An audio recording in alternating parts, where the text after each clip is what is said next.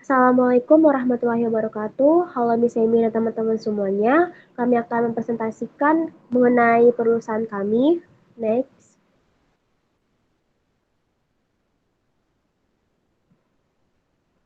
Ini merupakan tim kami. Next.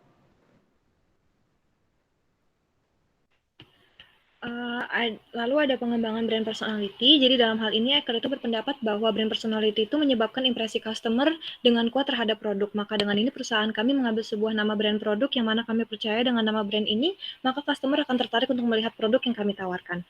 Nyuki merupakan brand perusahaan kami yang melambangkan kebahagiaan, yang mana kami percaya bahwa pelanggan dapat merasakan kebahagiaan dari pelayanan memuaskan yang kami berikan. Brand personality produk kami sendiri identik dengan barang untuk wanita atau fashion accessories. Dalam pengembangan brand kami menggunakan sosial media yaitu Instagram dan Shopee. Brand produk yang kami miliki itu memiliki target para remaja dan orang dewasa. Dalam hal ini, brand produk Miyuki berada di bawah naungan perusahaan kami yaitu Jawara Company. Jawara sendiri memiliki arti yang berasal dari singkatan nama kami. Terdapat 5 dimensi brand personality menurut Eker, yaitu sincerity, yang berarti brand yang bersifat jujur, wholesome, dan cheerful. Lalu ada excitement, produknya itu trendy, imajinatif, dan up to date. Lalu ada competence, produknya renewable, intelligent, dan successful. Lalu ada sophistication, brandnya upper class, charming, dan high end.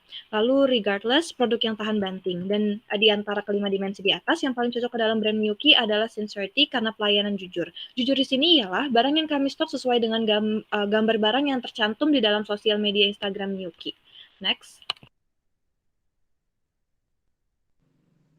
Selanjutnya adalah kondisi perusahaan kami dengan menggunakan 5 force analysis dari variabel low, medium, dan high.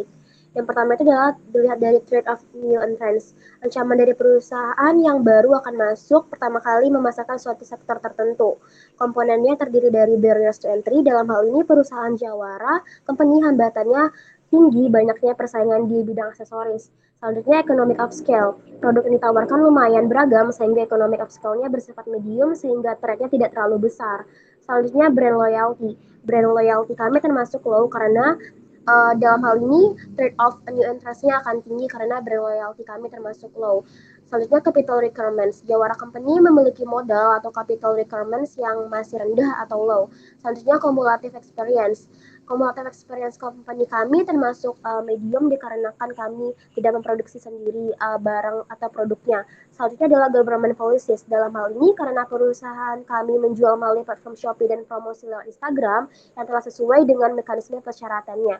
Selanjutnya access to distribution channels, di mana akses to distribution perusahaan kami masih rendah karena hanya menerapkan beberapa jalur-jalur logistik yang ada di platform Shopee.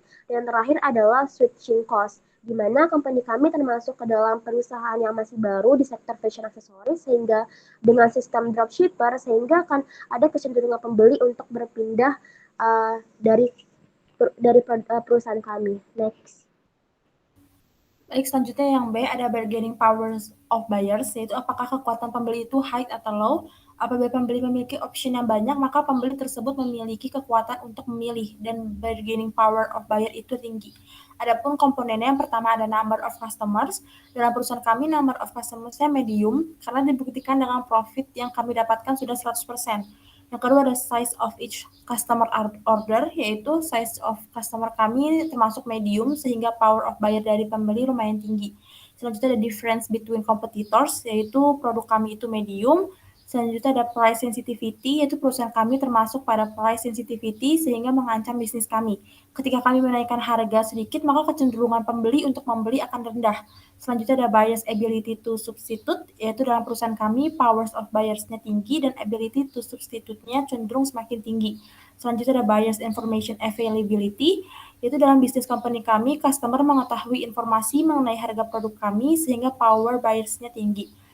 Selanjutnya ada switching cost, yaitu dalam bisnis company kami memiliki switching cost yang medium, sehingga powers of buyers-nya tidak terlalu rendah karena harga yang kami tawarkan tidak terlalu tinggi. Yang C itu ada bargaining powers of suppliers, yaitu yang komponen pertamanya ada number and size of supplies, yaitu sehingga powers of buyers kami cenderung rendah. Selanjutnya ada uniqueness of each supplier's product, yaitu dalam bisnis kami powers of supplies-nya cenderung rendah. Dan yang terakhir ada vocal company ability to substitute, yaitu powers of suppliers-nya cenderung tinggi. Next.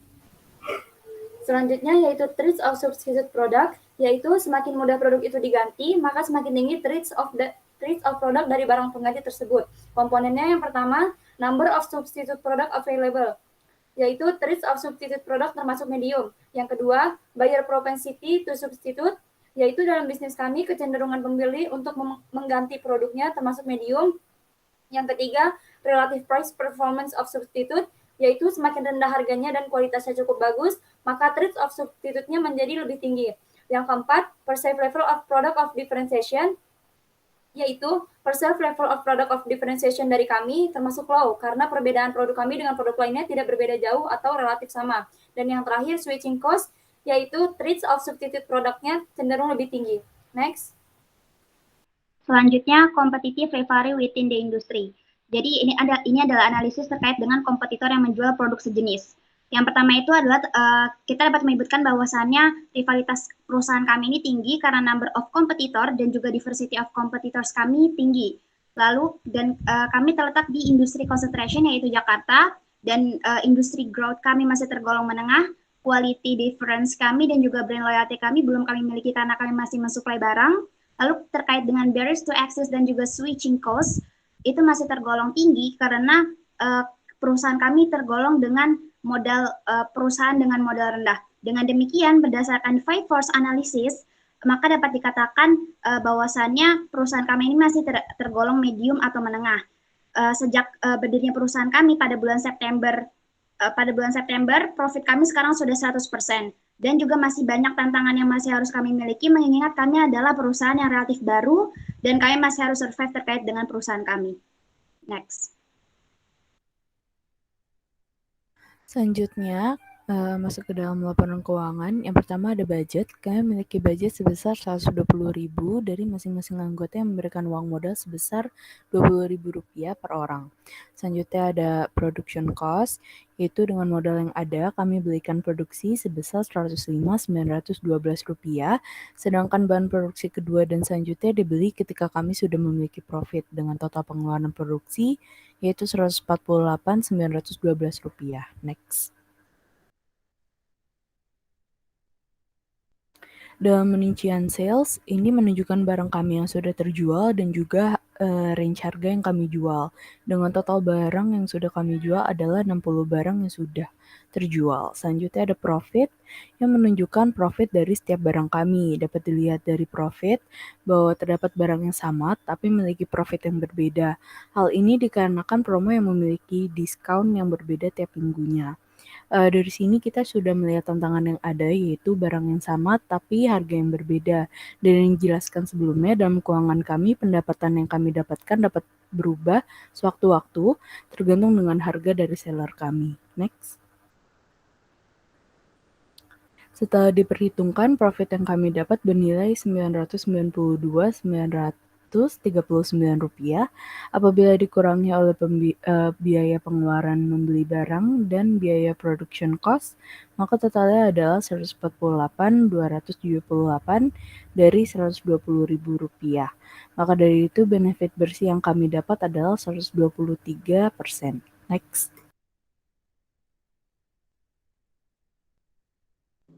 Oke, baik. Itu yang dapat kami sampaikan mengenai pengembangan atau perkembangan dari perusahaan Jawara Company. Terima kasih.